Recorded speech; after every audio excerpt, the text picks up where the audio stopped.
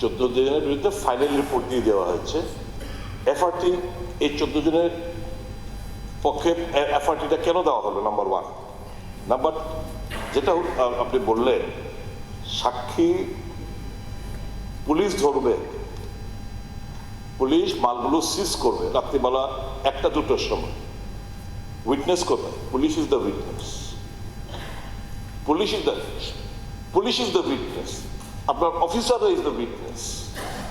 এর বাইরে তো লোক তখন থাকে না যে আপনি উইটনেস প্রডিউস করবেন।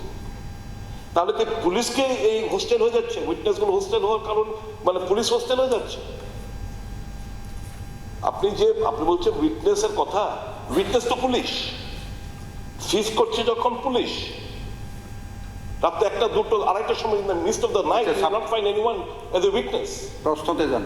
আমি তো সেটাই বলছি স্যার, তাহলে কি এই পুলিশের এরাই কি এই হোস্টেল হয়ে যাচ্ছে? মানে এই যে 3.06%, এটা অত্যন্ত চিন্তা, কাউকে ছাড়া হবে না। আপনি very right, I appreciate your spirit, কিন্তু দ্য রেকর্ড শোজ 3.06 হাজার হার। একটা সবচাইতে মারাত্মক ক্রাইম এই যে ড্রাগ, এটার বেলায় 3.06, it's a matter of great concern sir. কাজে এই যে তত্ত্ব যে উইটনেস পাওয়া যায় না, তার জন্য 3.06%-এ সাজাটা নেমে আসছে। I don't buy, the house doesn't buy this theory or this statement. মাননীয় অধ্যক্ষ মহোদয়,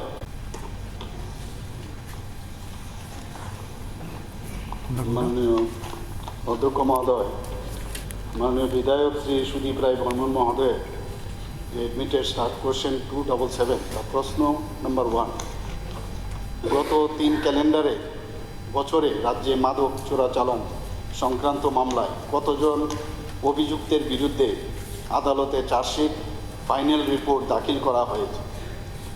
উত্তর, গত 3 ক্যালেন্ডার বছরে রাজ্যে মাদক চোরাচালান সংক্রান্ত মামলায় NDPS, that is narcotic drugs and psychotropic substance অ্যাক্টের আওতায় 2979 জন অভিযুক্তের বিরুদ্ধে চার্জশিট এবং 14টি ফাইনাল রিপোর্ট আদালতে জমা দেওয়া হয়েছে। প্রশ্ন 2, উক্ত সময়ে কতজন অভিযুক্তের বিচার প্রক্রিয়া সম্পন্ন হয়েছে এবং দোষী সাব্যস্তদের কী ধরনের শাস্তি প্রদান করা হয়েছে? এই সংক্রান্ত পরিসংখ্যান সরকারের কাছে আছে কিনা? উত্তর হচ্ছে, মাননীয় অধ্যক্ষ মহোদয়, উক্ত সময়ে যতজন অভিযুক্তের বিচার প্রক্রিয়া সম্পন্ন হয়েছে, দোষী সাব্যস্তদের শাস্তি প্রদানের ধরন এবং এই সংক্রান্ত যে পরিসংখ্যান সরকারের কাছে আছে তা এই রকম। 2023 বছরে বিচার প্রক্রিয়া সম্পন্ন হয়েছে মোট অভিযুক্তের সংখ্যা 219, শাস্তিপ্রাপ্ত মোট অভিযুক্তের সংখ্যা 16 এবং শাস্তির ধরন একটা হচ্ছে আরআই, রিগরাস ইমপ্রিজনমেন্ট, কঠোর কারাবাস, আরেকটা হচ্ছে এসআই, সিম্পল ইমপ্রিজনমেন্ট। তো এখানে 2023-এর আমি বললাম, আর একটা হচ্ছে আরআই ফর এই যে রিগরাস ইমপ্রিজনমেন্ট, সেটা 15 বছর এবং 2 জন অলরেডি এর মধ্যে আছে। আরআই ফর 10 ইয়ার্স 4 জন আছে, আরআই ফর 4 ইয়ার্স 1 জন, আরআই ফর 1 to 3 ইয়ার্স 2 জন, আর এসআই মানে simple imprisonment up to 6 month এখন পর্যন্ত এখানে যে আমার কাছে রিপোর্ট আছে সেটা এখানে দেওয়া হলো। মানে 7 জন আছে।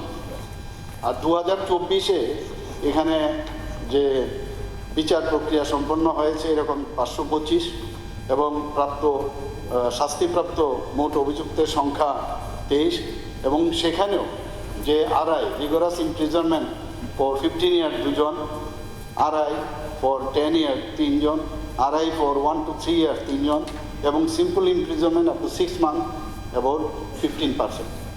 2025-এ এখানে বিচার প্রক্রিয়া সম্পন্ন হয়েছে 375 এবং শাস্তিপ্রাপ্ত মোট অভিযুক্তের সংখ্যা এখানে 60 এবং এখানেও আরআই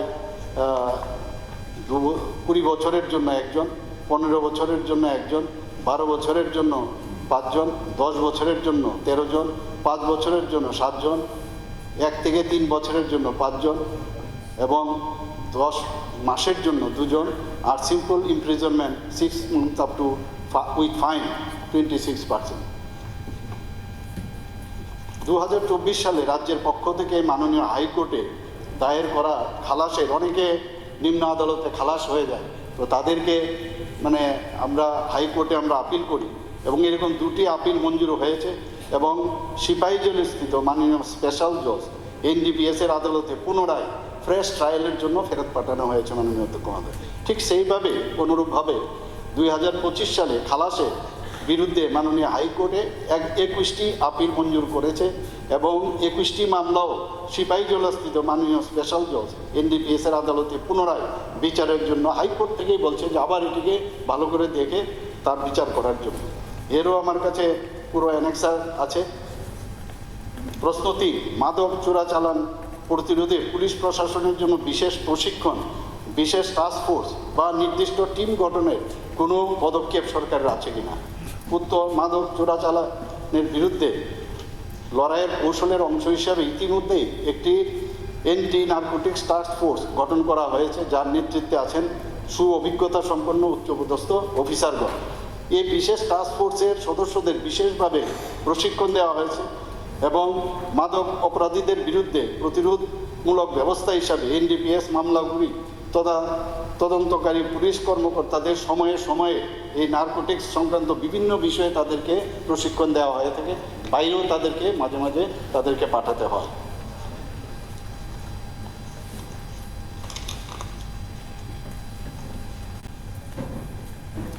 আপনার দেওয়ার তথ্য অনুসারে দেখা যাচ্ছে RI প্লাস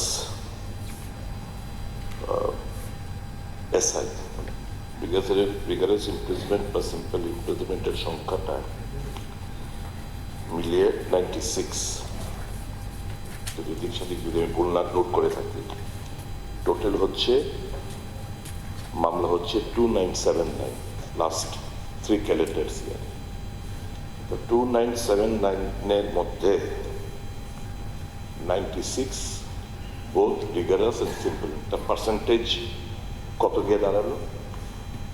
এই NDPS মামলায় সাজার হাতটা তাহলে কোন জায়গায় গিয়ে ঠেকলো একটু দয়া করে জানাবেন। একটা জিনিস এখানে পরিষ্কার বোঝা গেছে, আমি সকলকে তো অবশ্যই দোষারোপ করব না, মামলা তদন্তর ক্ষেত্রে পুলিশের বিশাল বড় একটা গাফিলতি রয়েছে। মানে গাফিলতি intentional, আনইন্টেনশনাল, that is for the department to take stock of the situation. কিন্তু একটা জিনিস পরিষ্কার, এতগুলো কেসের মধ্যে আর এরা কারা? এই 2979-এর মধ্যে যদি আমি জিজ্ঞেস করি যে মাথা কজন আছে, কিংপিন কজন আছে, আমি জানি না, এক একজন যদি থাকে, কিন্তু অধিকাংশ 2979-এর মধ্যে হচ্ছে যারা হচ্ছে ক্যারিয়ার, গাড়ির ড্রাইভার, গাড়ির অ্যাসিস্ট্যান্ট, এরাই মূলত তাদেরকে ধরপাকড় করা হচ্ছে। মাথা যারা এবং ড্রাইভাররা, অ্যাসিস্ট্যান্টরা কারবার নাম উচ্চারিত করার পরেও পুলিশ তাদের কাছে অবধি পৌঁছয় না। এই মামলায় যে ইন্টারলিঙ্ক টু দ্য কিংপিন, সেই তদন্তের মাধ্যমে ওই জায়গা অবধি পুলিশ যেতে চায় না। আপনি জানেন, আপনার থেকে ভালো কেউ জানবে না কারা কারা, আমি এটা রাজনৈতিক ইস্যু বানাতে চাই না, কারা কারা এর সাথে জড়িত। You are in a best position because you have various source of information. এই যে ধরুন এখন রেলের ডাব্বার মধ্যে আসছে,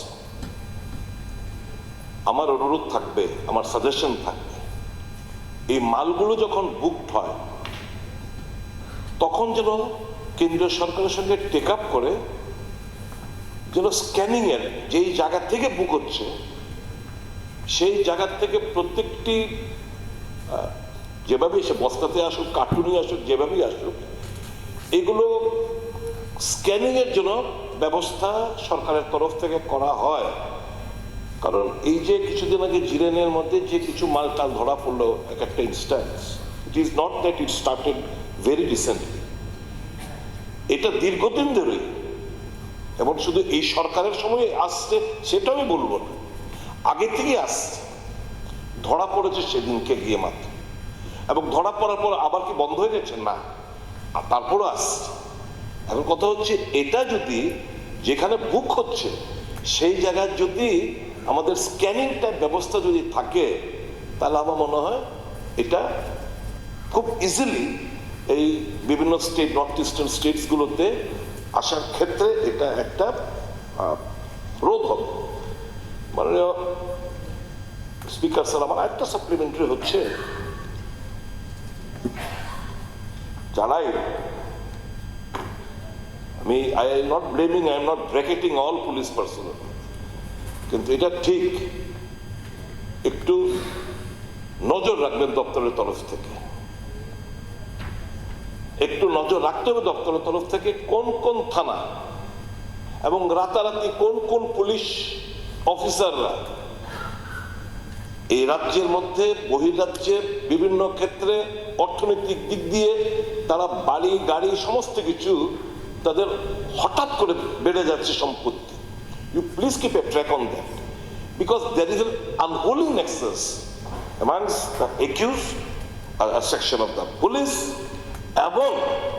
এবং ইউল বি সারপ্রাইজ যারা সরকারি উকিলরা তারও এর সাথে কিন্তু জড়িত রয়েছে।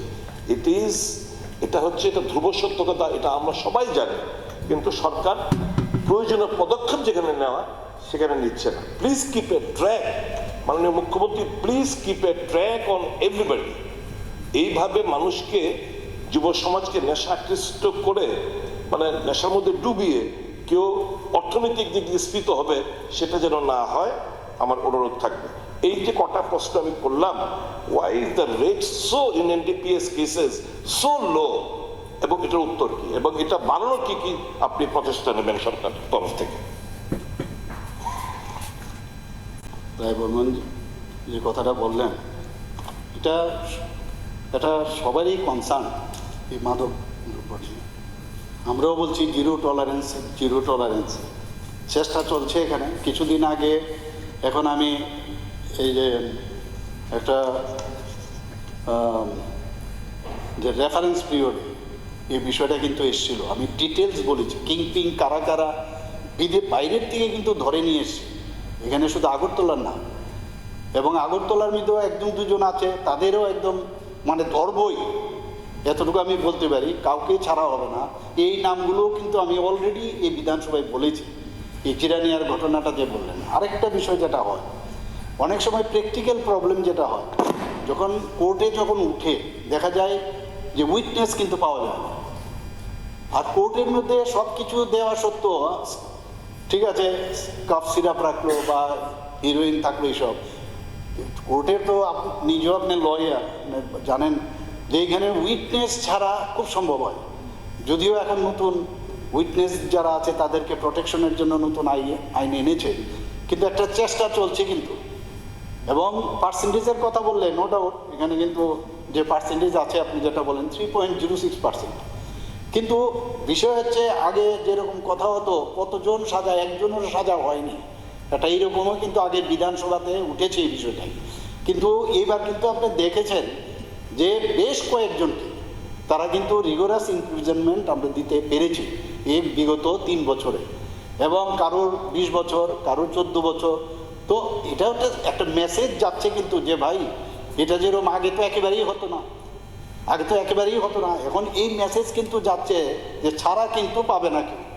তো এটা একটা ট্রাই, কিন্তু যে সমস্যাটা পার্সেন্টেজটা বাড়ার যে বিষয়, এটা প্র্যাকটিক্যালি যেটা হয় মাননীয় অধ্যক্ষ মহোদয়, সেখানে হচ্ছে যে সাক্ষী দিতে চায় না, এখন এই হচ্ছে সমস্যাটা এই জায়গায়।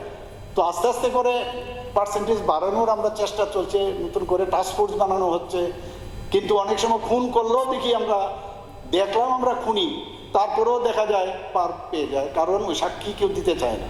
তো এটা আমাদের একটা সামাজিক, আমি বলবো একটা সমস্যা, এটা নিয়ে আমাদের আরও বেশি আন্দোলন যেতে হবে। এটা আমরা নিশ্চয়ই এই বিষয়ে তো সবাইকে নিয়েই কিন্তু আমরা এই কাজটা করতে হবে। আর বললো যে ঠিক আছে, কারণ পুলিশকে তার পক্ষেও কিন্তু অপোজিশনের থেকেও কিন্তু যে একিউজড তার পক্ষেও কিন্তু অ্যাডভোকেট থাকে। সে কিন্তু চায় যে এখানে আমার একজন মানে যে ইন্ডিপেন্ডেন্ট একজন উইটনেস থাকুক। এগুলো কিন্তু আপনি জানেন এগুলো, এবং ওখানে তর্ক বিতর্ক হয় শেষ পর্যন্ত যখন না তার হোস্টাইল হয়ে যায় না ওই উইটনেসগুলো। হোস্টাইল হওয়ার কারণে মাঝে মাঝে আমরা চেষ্টা করি, যে কারণে এতগুলো সাজা কিন্তু করতে পেরেছি আমরা। নিশ্চয়ই সেখানে উইটনেস রাজি হয়েছে। তো একটা প্রচেষ্টা চলছে এখানে। এতগুলো ইমপ্রিজনমেন্ট তো খালি পুলিশ গিয়ে করেছে আর রায় দিয়ে দিয়ে সেটা কিন্তু এরকম না, সেখানে কিন্তু সাক্ষী আমরা করাতে পেরেছি। তো এটা যেটা আগে একেবারেই ছিল সেটা কিন্তু আজকে 23, 24, 25 আজকে কিন্তু সেটা সম্ভব হয়েছে। Yes, because you are very much concerned about it, we look into it very seriously, that will do. সেটা তো পরবর্তী প্রশ্ন।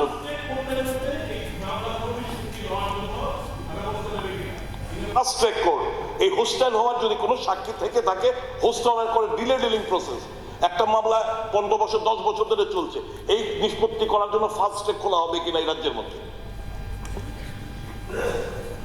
এখানে আমার কাছে এখন যে তথ্য আছে, এখানে যে 14টা কেস আছে সেখানে পাওয়া গেছে কি